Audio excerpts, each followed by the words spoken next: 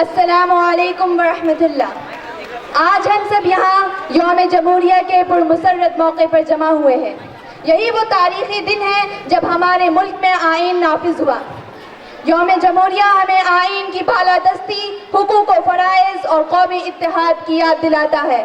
آج اس پرمسرت موقع پر میں آپ کے سامنے ایک ایسی تقریر لے کر حاضر ہوئی ہوں جو محض الفاظوں کا مجموعہ نہیں بلکہ میرے دل کی صدا، سانسوں کی دھڑکن اور وطن کی روح ہے۔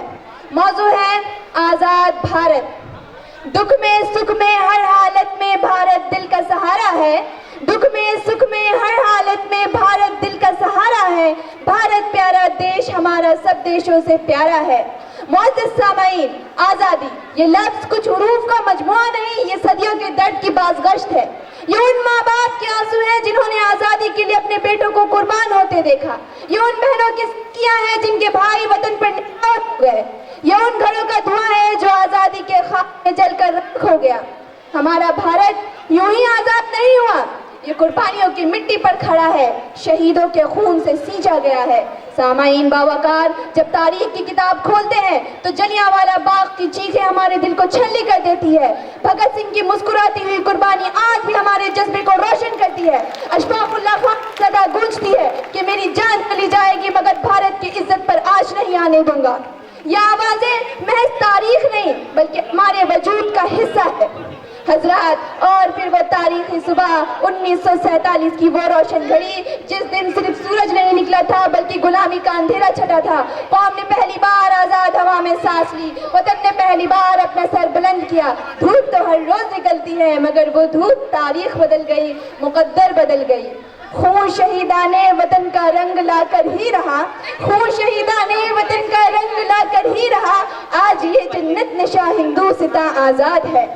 معزز سامعین، لیکن آج جب ہم آزاد بھارت کی بات کرتے ہیں تو ایک سوال ہمارے دل میں کانٹا بن کر چھپتا ہے۔ کیا ہم وہی وطن بنا سکے جس کا خواب ہمارے شہیدوں نے دیکھا تھا؟ اگر آج بھی کہیں نفرت پروان چڑھ رہی ہو، کہیں مذہب کی بنیاد پر دلوں میں دیواریں کھڑی کی جا رہی ہوں، کہیں کمزوروں کی آوازیں دبائی جا رہی ہوں، کہیں انصاف کا ترازو لرز رہا ہو تو یہ ہمارے شہیدوں کے لہو کی توہین ہے۔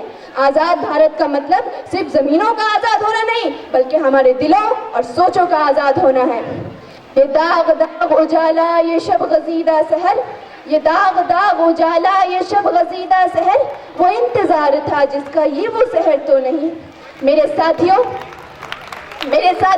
لیکن اس ملک کی اصل طاقت نہ اس کی فوج ہے، نہ ہتھیار، نہ بلند و بالا سڑکیں، بلکہ بھارت کی اصل طاقت اس کے نوجوان ہیں۔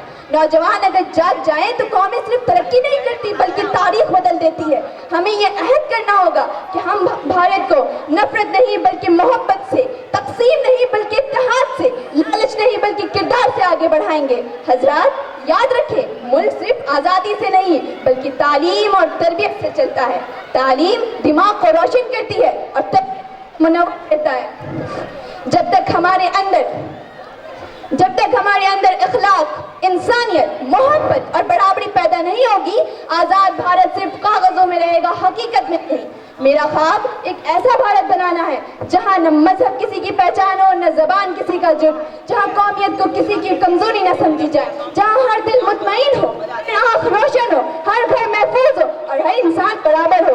آخر میں یہ دعا ہے کہ اے اللہ اس ملک کو امن عطا فرما، محبت عطا فرما، سبھی کے دلوں میں بھائی چارہ بسا دے اور ہمیں وہ ہمت دے کہ ہم اس آزادی کی حفاظت کر سکیں جو ہمارے شہیدوں نے اپنے لہو دے کر حاصل کی ہے۔ آخر میں اپنا بات ایک شعر سے